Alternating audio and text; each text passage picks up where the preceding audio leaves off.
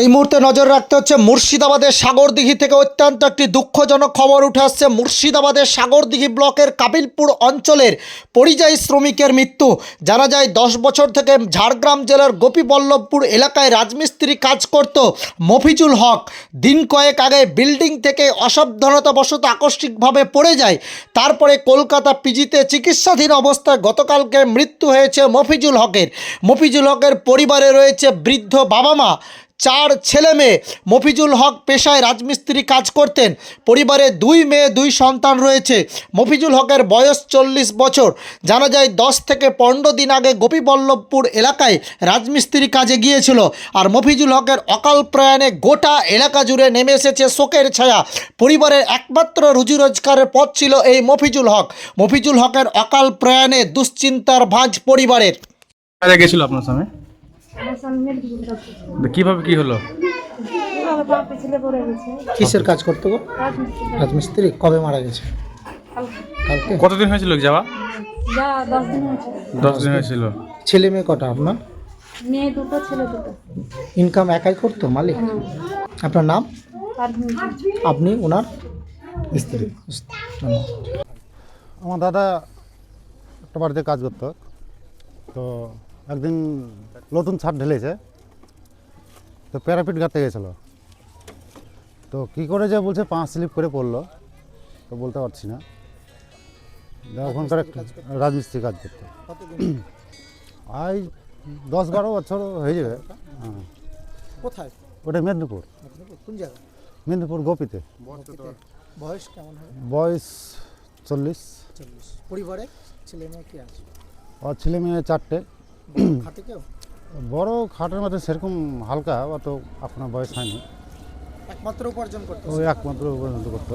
কে হয় আপনার মতো? আমার দাদা। আপনার নাম? আমার নাম তফিজুল হক।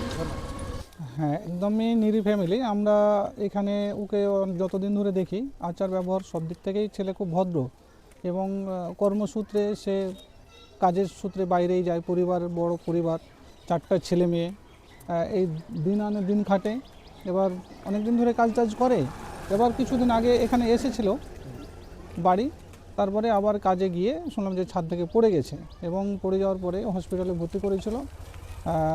তারপরে ডাক্তারবাবুরা অপারেশন করার কথা বলে, তো বলে যে 90% এই মানে অপারেশন করলে মারা যাবে। তাই ওনারা টাকা পয়সা খরচ করতে পারেনি, তারা বাড়ি নিয়ে চলে এসেছে এবং বাড়িতেই মারা গেছে।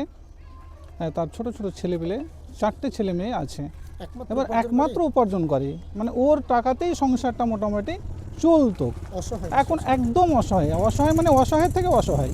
রাজমিস্ত্রি করে যতটা ইনকাম করে সংসার চালা, এখন জীবনযুদ্ধের লড়াই। শিক্ষিত মানুষ হিসাবে এলাকার কোনো জনপ্রতিনিধি পাশে দাঁড়িয়েছে এখনো কি দেখেছেন? না, এখন পর্যন্ত আসেননি, তবে আমরা যোগাযোগ করার চেষ্টা করেছি, আশ্বাস দিয়েছে আসবেন বলেছেন আর কি। আপনার নাম? আমার নাম মুজিবুর রহমান। এখানকার বাসিন্দা? হ্যাঁ, আমি এখানকার বাসিন্দা। তো যে এখানে ঢালাই করেছিলাম, যেমন কালকে ঢালাই করেছি, তো যে আজকে ঘোলা মারবো বলতে 1 পাট করে গেঁথে তারপরে ঘোলাটা মারবো। তো মফিদা আছে এখানে, আমি এসে ওখানে সুতোটা আমি ওখানে বাঁধছি, আর মফিদা এদিকে সুতো বাঁধতে এসেছি। তারপরে আমি যখন সুতো বাঁধতে মানে নুয়েছি আর কি, বাঁধবো, তো আমি ওদিকে আর তাকাইনি। যে পড়ার পর কখন পড়েছি আমি বুঝতে পারিনি। পড়ার পর আওয়াজ শুনেছি, আওয়াজ শোনার পর যখন ঘুরে তাকাই মফিদা তখন উপরে নেই, দেখছি তখন নিচে পড়ে আছে। দিয়ে আমি গেলাম নিচে যাওয়ার পর তুলে জল টল খাওয়ালাম। যখন কথা খুব একটা বলতে পারে না, মানে একটু হয়ে গেছে, তো দিয়ে আমি রাজমিস্ত্রি কাজ করছিলাম। দিয়ে যখন গেলাম তুলে একটু জল খাওয়ালাম, তখন বলছে আমার এখানে লাগছে মানে ঘাড়ে, ও যে আমাকে শুতাও। দিয়ে আমি ঠিক আছে খাট একটা নিয়ে এলাম পাশের বাড়ি থেকে, খাট নিয়ে এসে এবার শুতাওয়ার পর বললাম একটু ভালো লাগছে, বলছে হ্যাঁ একটু ভালো লাগছে, আর আমাকে হাসপাতালে নিয়ে চলো।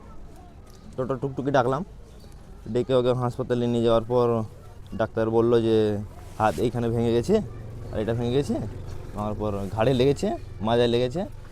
তো এখান থেকে মানে পা অবধি কিছু কাজ করে না, প্যারালাইসের মতন আর কি। তোমার ওই বাড়ি আসার পর 2 দিন। কবে মারা গেছে? কালকে। হ্যাঁ। আপনার নাম? আমার নাম তাপস তেওয়ারি। আপনার বাড়ি?